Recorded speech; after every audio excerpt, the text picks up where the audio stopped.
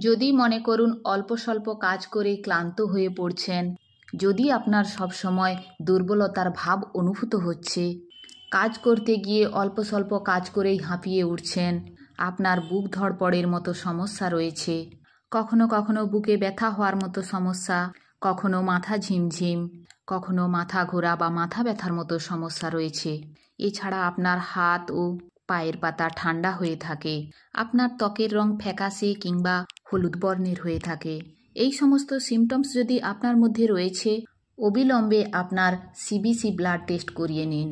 এই CBC blood test মানে complete blood count. এই সিবিসিতে জানতে পারবো আমাদের রক্তে হিমোগ্লোবিনের পার্সেন্টেজ কত রয়েছে, আমরা জানতে পারবো রক্তে আরবিসি অর্থাৎ লোহিত রক্তকণিকার সংখ্যা কমে গেছে কিনা।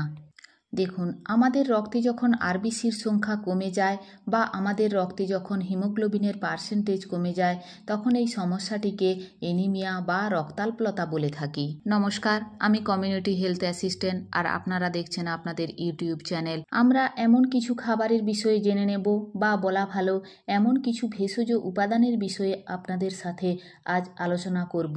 এই খাবারগুলি যদি খাদ্য তালিকায় যুক্ত করতে পারেন, তাহলে এই রক্তাল্পতার মতো সমস্যা 7 দিনের মধ্যে সমাধান হতে পারে।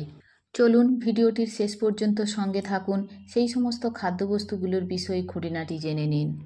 আমাদের খাদ্য তালিকায় প্রথম যে খাবারটি রেখেছি, বা বলা ভালো যে ভেষজটি সর্বপ্রথম রেখেছি, সেটি হলো কুলেখাড়া। এই কুলেখাড়া স্যাঁতসেঁতে জায়গায় বা দীর্ঘদিন ধরে যেখানে জল জমে থাকে, সেই সমস্ত জায়গায় এই কুলেখাড়ার গাছ হতে দেখতে পাওয়া যায়।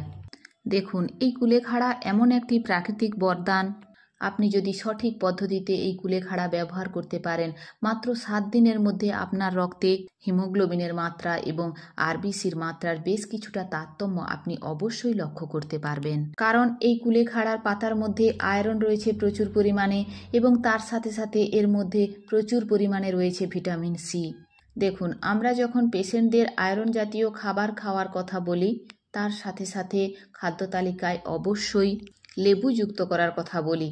তার কারণ লেবুর মধ্যে যে ভিটামিন সি রয়েছে, এই ভিটামিন সি আপনার শরীরে আয়রন অ্যাবজর্পশন বাড়িয়ে দেয়। কিন্তু প্রাকৃতিক বরদান হিসাবে এই কুলেখাড়া এমন এক ধরনের গাছ, এর মধ্যে আয়রনও রয়েছে এবং তার সাথে সাথে রয়েছে প্রচুর পরিমাণে ভিটামিন সি। তার ফলে এই কুলেখাড়ার পাতার মধ্যে থাকা আয়রন খুব সহজেই আমাদের শরীরে অ্যাবজর্ব হতে পারে, এবং এই কুলেখাড়ার পাতার মধ্যে ফোলেটও রয়েছে ভরপুর মাত্রাতে। সবে মিলেমিশে আপনি অবশ্যই কুলেখাড়াকে খাদ্য তালিকায় রাখতে পারেন যদি আপনার রক্তে হিমোগ্লোবিন বা আরবিসির মাত্রা কম রয়েছে।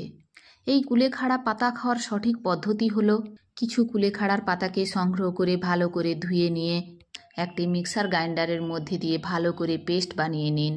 তারপর জলের সাথে মিশিয়ে সেটিকে ছেঁকে নিয়ে সকালবেলায় খালি পেটে আপনি 1 গ্লাস খান।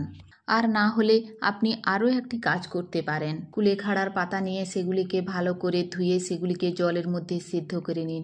জলের মধ্যে যখন এটি সেদ্ধ হয়ে যাবে, সেই পাতাগুলিকে ভালো করে চটকে নিয়ে ছাঁকনি দিয়ে ছেঁকে সেই জুসটি লেবু রস দিয়ে অবশ্যই খাওয়ার চেষ্টা করবেন। দেখুন, এই কারণে এতে লেবু রস ব্যবহারের কথা বললাম। আপনি যখন কুলেখাড়ার পাতাকে জলের মধ্যে সেদ্ধ করবেন, কুলেখাড়ার পাতার মধ্যে যে ভিটামিন সি ছিল, সেই ভিটামিন সি নষ্ট হয়ে যাবে।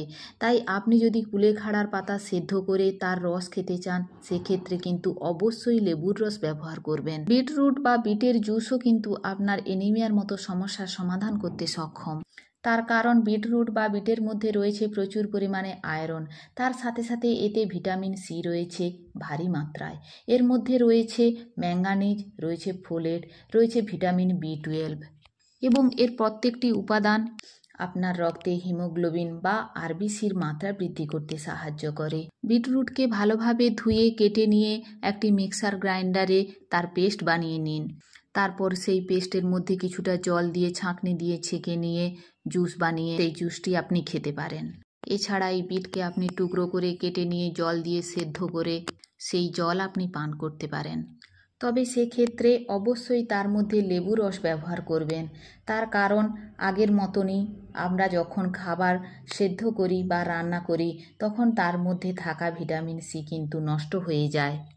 পালং শাকও কিন্তু এমন একটি গ্রিন লিফি ভেজিটেবলের আওতায় পড়ে যার মধ্যে যেসব পুষ্টিগুণ রয়েছে প্রত্যেকটি পুষ্টিগুণ আপনার রক্তে হিমোগ্লোবিন ও লোহিত রক্তকণিকার মাত্রা বৃদ্ধি করতে সাহায্য করে। দেখুন, এই পালং শাকের মধ্যে প্রচুর পরিমাণে আয়রন রয়েছে, প্রচুর পরিমাণে ফোলেট রয়েছে, প্রচুর পরিমাণে ভিটামিন B12 রয়েছে এবং ভিটামিন সি। সবে মিলেমিশে পালং শাক কিন্তু আপনার এই সমস্যার সমাধান দিতে পারে। এই পালং শাক আপনি স্যালাডের সাথে ব্যবহার করতে পারেন, পালং শাক আপনি ডালের সাথে দিয়ে খেতে পারেন, পালং শাকের আপনি জুস বানিয়েও খেতে পারেন। দেখুন, যেভাবে আপনি খান না কেন পালং শাক কিন্তু সমান উপকারিতা দেবে আয়রনের ক্ষেত্রে। তবে মনে রাখবেন, পালং শাক আপনি যখনই রান্না করবেন তার মধ্যে লেবু ব্যবহার করার চেষ্টা করবেন অবশ্যই। খেজুর হলো iron, calcium, potassium, magnesium, folate, zinc, vitamin A, vitamin K এর ভাণ্ডার। কিশমিশ হলো আপনার আয়রন ও ভিটামিন সির ভাণ্ডার। সবে মিলেমিশে আপনি সকালবেলা স্ন্যাক্সে বা জলখাবারের সাথে অবশ্যই খেজুর ও কিশমিশকে রাখুন আপনার রক্তে হিমোগ্লোবিন এবং আরবিসির মাত্রা বৃদ্ধি করার জন্য। বেদানা বা প্রোমোগ্রানেট। দেখুন, বেদানা এমন একটি ফল যে ফলটি কিন্তু আপনার রক্তে হিমোগ্লোবিন এবং লোহিত রক্ত কণিকার মাত্রা বৃদ্ধি করে অ্যানিমিয়ার মতো সমস্যা থেকে আপনাকে দূরে রাখতে সাহায্য করে।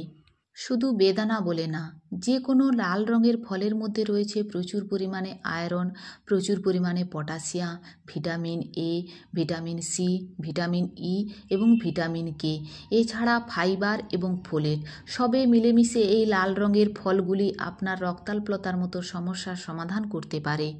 তার সাথে সাথে বেদানার মধ্যে রয়েছে অ্যাসকরবিক অ্যাসিড, যে অ্যাসকরবিক অ্যাসিড আপনার রক্তে আয়রনের মাত্রা বৃদ্ধি করে আপনার রক্তে আরবিসির লেভেলকে মেনটেন করতে সাহায্য করে। তাই অবশ্যই আপনার খাদ্য তালিকায় কিন্তু বেদানা বা প্রোমোগ্রানেটকে রাখার চেষ্টা করবেন। দেখুন, আপনি যদি ডায়াবেটিসের পেশেন্ট হয়ে থাকেন তাহলে অবশ্যই চেষ্টা করবেন বেদানাকে চিবিয়ে খেতে। আর যদি আপনার ডায়াবেটিসের সমস্যা না থাকে সেক্ষেত্রে আপনি চেষ্টা করবেন বেদানার জুস বানিয়ে খেতে। তার কারণ আপনি যখন বেদানার জুস করে খান তখন বেশি পরিমাণ আয়রন আপনার শরীরে প্রবেশ করে। আমাদের শরীরে যখন আরবিসি বা লোহিত রক্ত কণিকা তৈরি হয় তখন আয়রনের সাথে সাথে প্রয়োজন হয় কপারের। আমাদের শরীরে কপারের ঘাটতি মেটানোর জন্য আপনি অবশ্যই কপার বা তামার পাত্রে রাত্রিবেলা যে জল রেখে সেই জলকে সকালবেলায় খেতে পারেন। এরকম পদ্ধতি যদি আপনি অবলম্বন করতে পারেন আপনার শরীরে কপারের ঘাটতি কিন্তু কিছুটা অবশ্যই মিটে যায়। তবে অবশ্যই মনে রাখবেন, আমরা বেশ কিছু মানুষদের দেখেছি কপার বা তামার পাত্রে সারাদিন ধরে জল রেখে খেতে। এমনটা করবেন না, সেক্ষেত্রে কপার টক্সিসিটির মতো সমস্যা আপনার মধ্যে দেখতে পাওয়া যেতে পারে। তাই আপনি সারাদিনে একবার তামার পাত্রের জল খেতে পারেন এবং আপনি সারাদিনে যে সমস্ত রান্না করে খান সেই রান্নার কড়াই অবশ্যই চেষ্টা করবেন লোহার কড়াইয়ে রান্না করতে, লোহার খুন্তি দিয়েও রান্না করতে। আপনি যখন লোহার কড়াই খুন্তি ব্যবহার করবেন তখন এই লোহার মধ্যে থাকে আয়রন মলিকিউল আমাদের খাদ্যের মধ্যে চলে আসে এবং আমাদের শরীরে আয়রনের ঘাটতি বেশ কিছুটা মিটে যায়।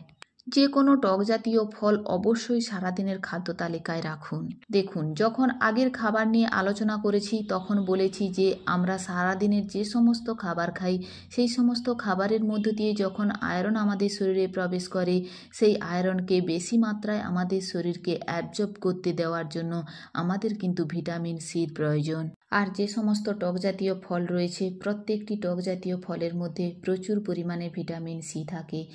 তাই অবশ্যই আপনি আমলকি রাখতে পারেন সারাদিনের খাদ্য তালিকাতে। যে কোনো ধরনের সাইট্রাস ফুডকে আপনি খাদ্য তালিকায় ইনক্লুড করতে পারেন। সাইট্রাস ফুড বলতে আপনি পাতিলেবু রাখতে পারেন, আপনি মৌসম্বি লেবু রাখতে পারেন, কমলা লেবু রাখতে পারেন, আপনি বাতাবি লেবু রাখতে পারেন। এছাড়াও যে সমস্ত খাবারগুলি আমরা আয়রন সমৃদ্ধ হিসাবে জেনে থাকি যেমন কলার থোড়, কলার ফুল, কচু, কচু শাক, এই সমস্ত খাবারগুলি আপনি অবশ্যই খাদ্য তালিকায় রাখতে পারেন আয়রনের ঘাটতি মেটানোর জন্য।